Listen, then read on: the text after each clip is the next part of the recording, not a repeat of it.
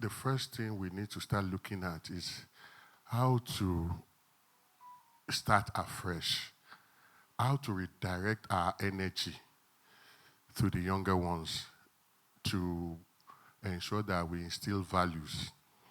And the lack of employability is not just about the brain. Maybe you don't have the brain. It's actually about the values. We have lost the values. Anybody that wants to come into any employment now, 8 out of 10 will be thinking of how to steal from the employer or how to be lazy but end up collecting salaries at the end of the month. So there's a major, major challenge. Good afternoon, ladies and gentlemen. Let me personally, and on behalf of everybody here, say a big thank you to Kish. I think this is about the 5th edition. Yes. And I think it's been improving with each passing occasion. We all have what God has sent us to come and do. So he's just fulfilling his own destiny. I think this is the second one I'm going to attend, or the third one. I'm not here to talk as a mentor, because that's not part of what we have on the thing. I'm actually here to talk about a few things, to share a bit of experience. Being a serial entrepreneur, I listened to my brother that spoke about branding, and I've also listened to a few other people. I think we have a challenge in the country, and maybe as black people, without any disrespect to us, I think the major challenge is that we keep talking about high level of unemployment. But unfortunately, are the people employable? That's the major issue. When he was asking about the industry we play, I told him real estate. I also have a few other interests. I recently, with my daughter, opened a restaurant sometime last year. Between last year and now, we've had to sack over 40 people. They will also go back into the market and say there's high level of employment, but the bottom line is that they are not actually employable. So I think the first thing we need to start looking at is how to start afresh, how to redirect our energy to the younger ones to ensure that we instill values. And the lack of employability is not just about the brain. Maybe you don't have the brain. It's actually about the values. We have lost the values. Anybody that wants to come into any employment now, 8 out of 10 will be thinking of how to steal from the employer or how to be lazy but end up collecting salaries at the end of the month. So there's a major, major challenge. And initially, before, when I take on things like this, I always challenge the government. I always say, look, the ladder of success is too steep. That was some 20 years ago. But now, the ladder of success has been widened. But unfortunately, those that are supposed to climb the ladder do not have the right apparels.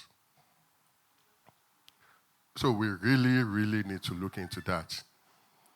I'm also going to advise Kish that anytime you're having this kind of a thing, always make sure that a financial consultant is always on hand.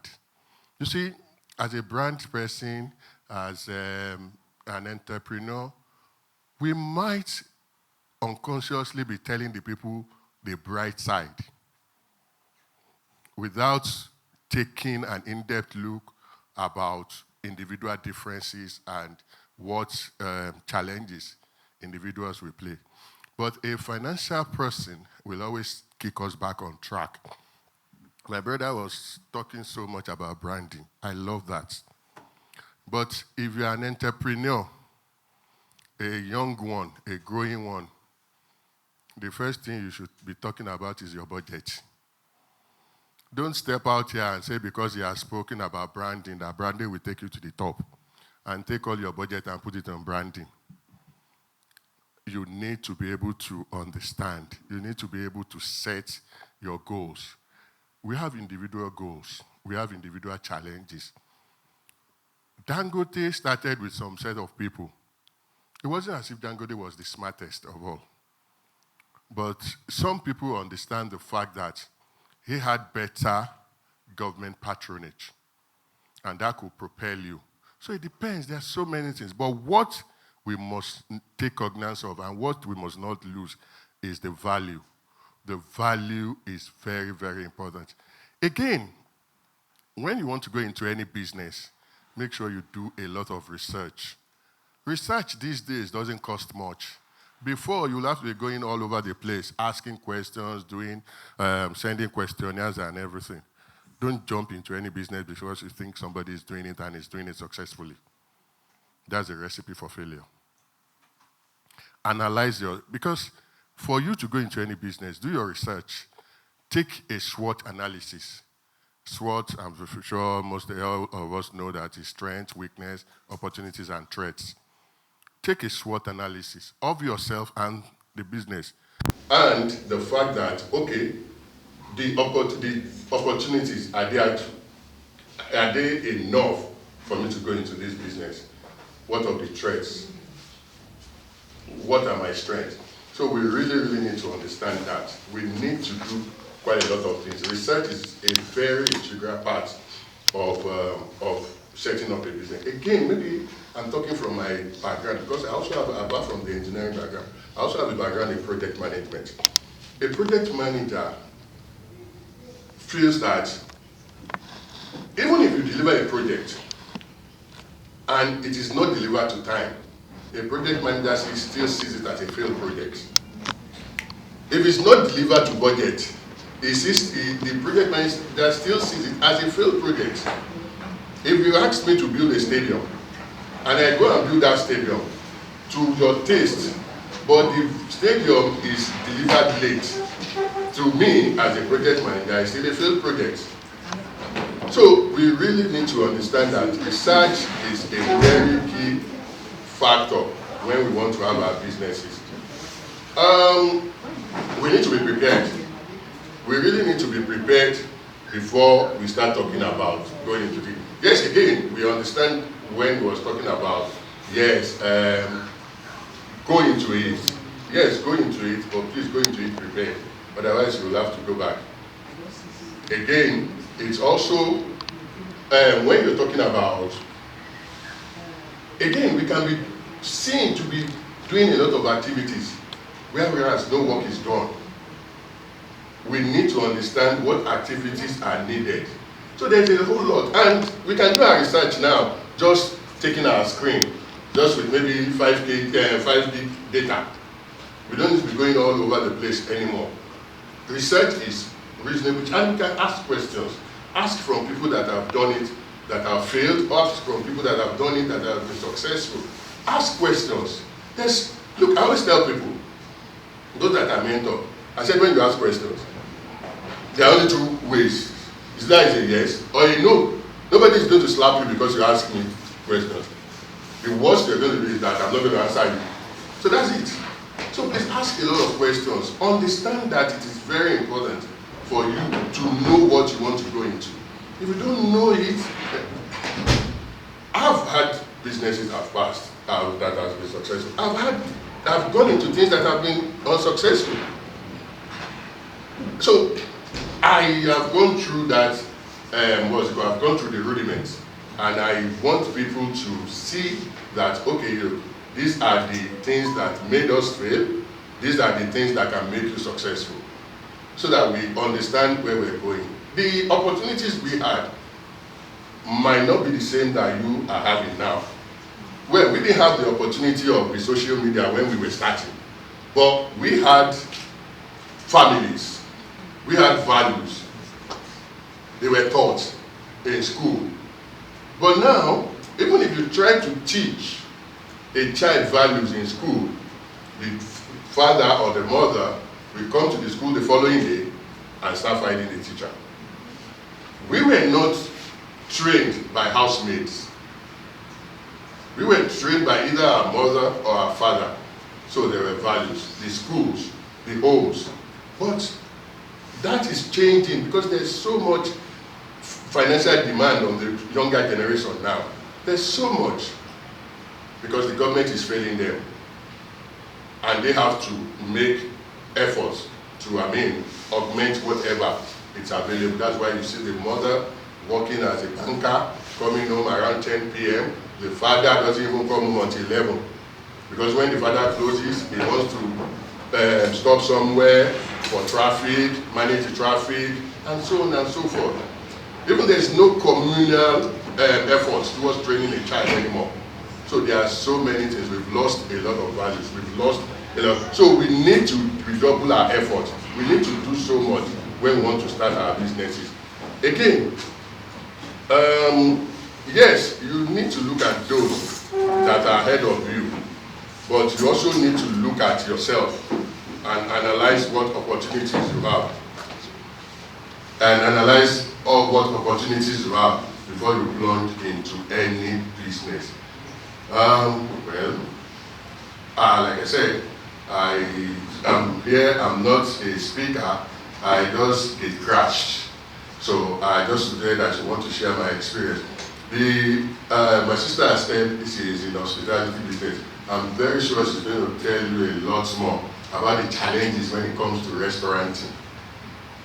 I have never in my life seen a sector where you have so many unprofessional people. That is the gospel truth.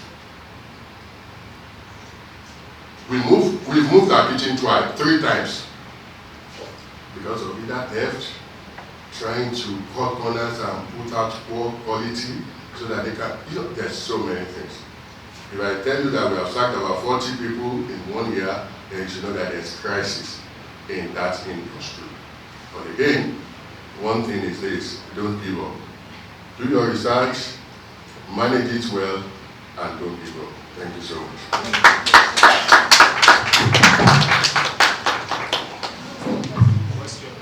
You've actually hit the nail on the head when you talk about values. And I find it difficult to try to put this together. I want to write off all you said about, now we have people who are successful who don't have values. You've told us how you learned values in the past. That was in the past. We are in now, today. And that's, tell us how we should teach the values now. I suspect you may go back to how the family should raise the children up. But right now we have broken parents who are raising broken children. And these are the children that we have to work with. So you've actually not told us exactly how to teach those values now.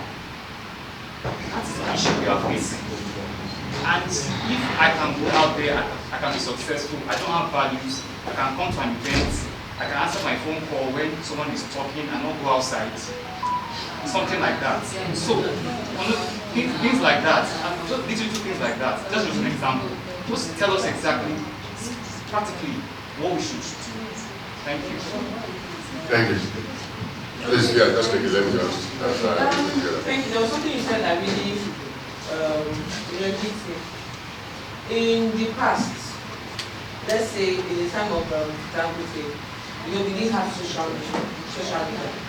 But yet, Dangote still made a name for himself, even as future as I was at that time. So I know that you didn't just become a businessman today, you've been in the business for a while.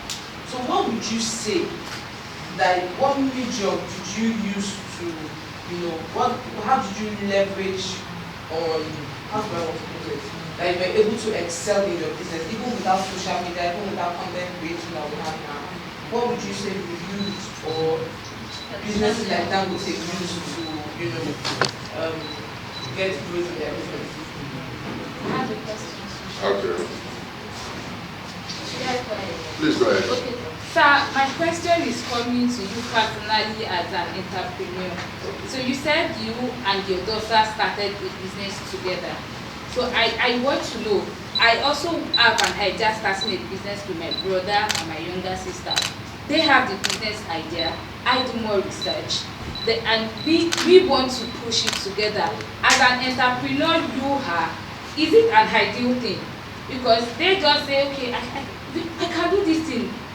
I can do this thing. So they come to me that, yeah, you push the fund, you brand it, you push it. Is it something we can actually achieve, that only one of us has the idea? So, but we can learn while at it. But is it something good that, like, coming together, 3 of us as a family to start a business? You said you and your daughter started a business. So, is it something you would preach for people to do? Is the idea of 3 of us has to have the business knowledge for it to grow? Thank you. So, the first one, we spoke about values and how we were able to weather the storm and what is left of the next generation, or this particular generation. Honestly, I think there are so many factors that we really need to look at. The type of education we are getting now, it's different. So we really need to go back to that. Let me give you an instance. I was reading one day and I saw that history has been taken out of our curriculum. How do we learn about the past if history has been taken out? But those that took it out, it is convenient for them to take it out because they don't even want you to learn about the past. Because the past they are giving for the future is not what they want people to learn about. That is one. Number 2, I think you also spoke about values in terms of people that do not have values that are that are successful. We had those ones too in those days. We had the Oyenusis. They were successful, in quote. But the only thing is that that type of success was not as celebrated as it is now. Unfortunately. Now, we celebrate any form of what we see as success. And you know why? Unfortunately, I think in the past few decades, the government have continuously weaponized poverty. They have continuously impoverished the society so that the only language they understand is money. So, if our role model now will be the MC Oluomos, don't you know there is a problem? So, I think we need to go back to the basics. We need to go back to the schools. We need to even start teaching entrepreneurship in schools. We need to start, maybe we even need to start from ourselves. Even as a young man, as a parent, what values are you teaching? What are you being seen as? What? Do you tell your child, then everything was open insanely? If that person is gone, well, that person tell him I'm not around. You started telling the child how to lie. So, let's look at it. Then the issue of high dependence, even in our homes. I don't want my child to cry. Anything they ask for, I must give him or her. Let the child cry so that you don't cry in the future.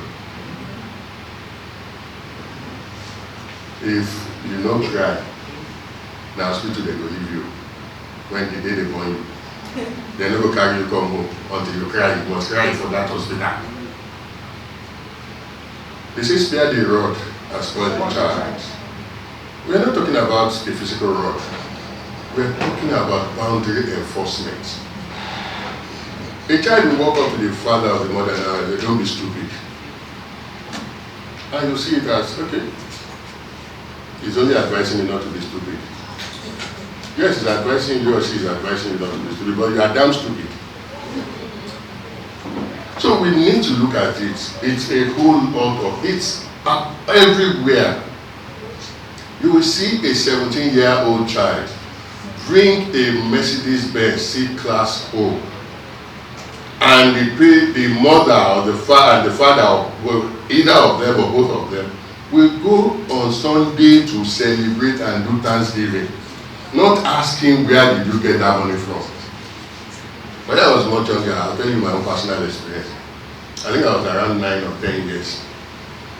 Some of these, I used to play football very well.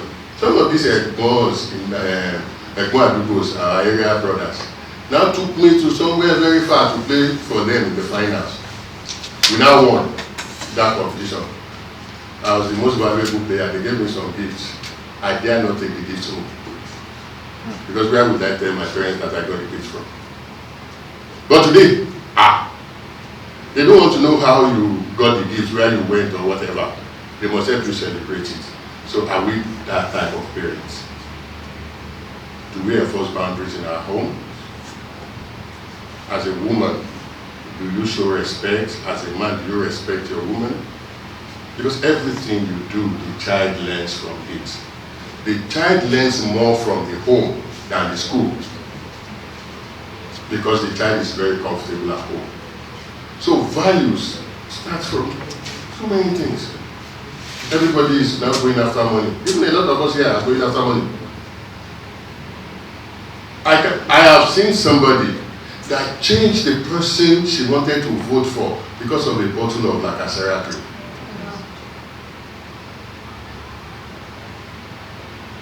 So you can see how poverty has been weaponized. So a lot of people have lost their values because of money. But we can still get it right.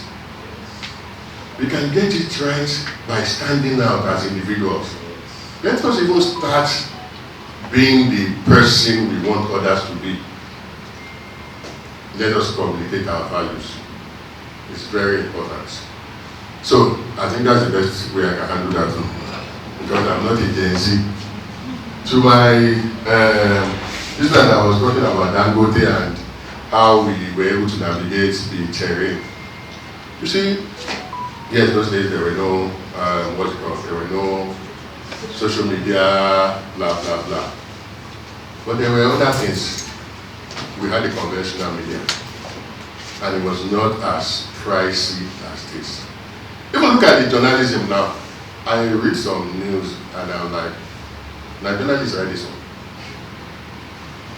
It can't be possible now.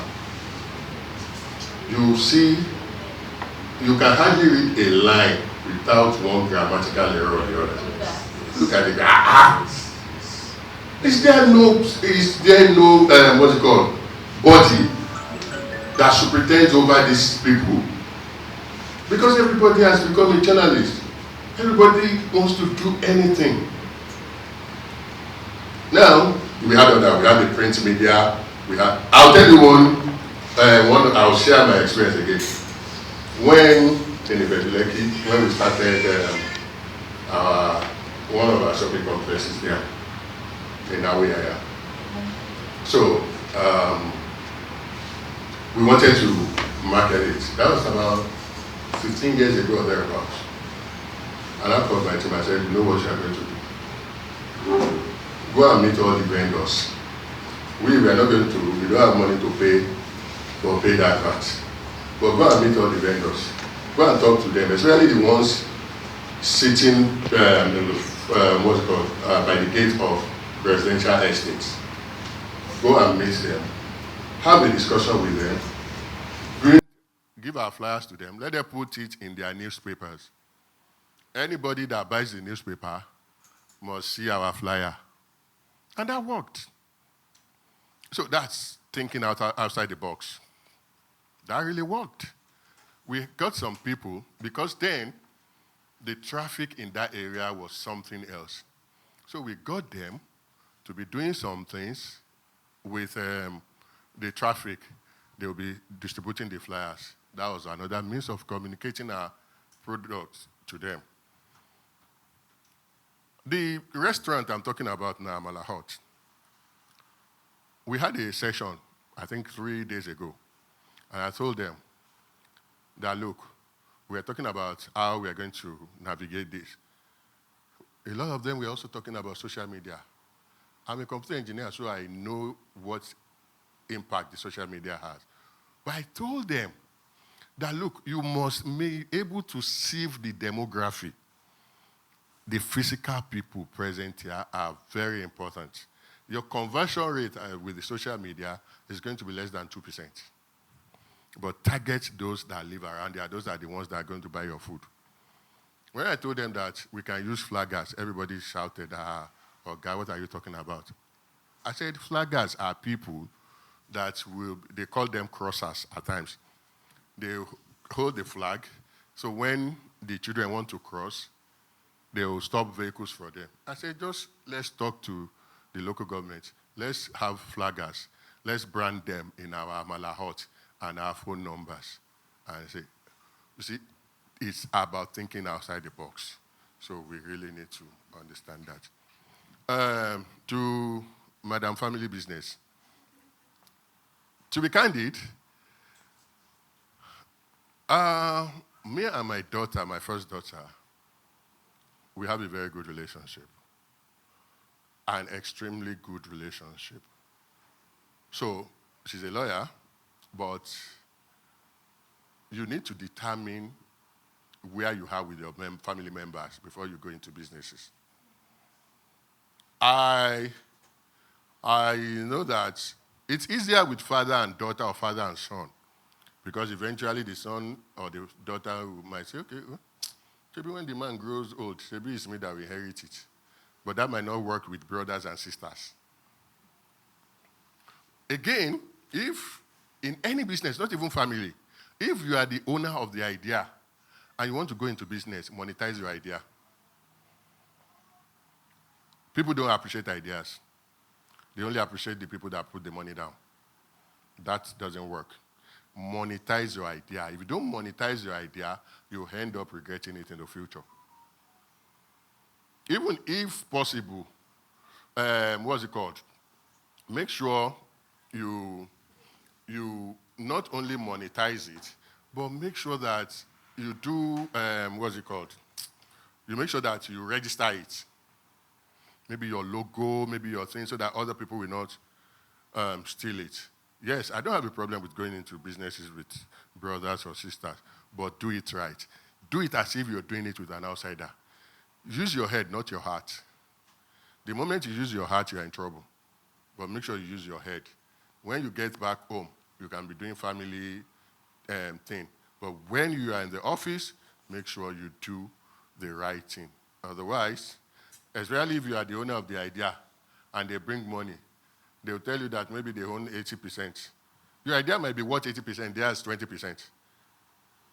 Because their money is almost not what kickstarts the business. Because if you have the right idea and you package it well, you get people that will invest in your business. They will invest in your ideas. But if you have money and you have no idea, it's almost zero. The only thing you'll be doing is to be buying shares all over the place. And you end up coming back to ground zero or negative. So there's nothing wrong in having businesses with whoever you want to have businesses with. But please ensure that it is done appropriately. No consideration, no concession. No, you can give concession though, but not.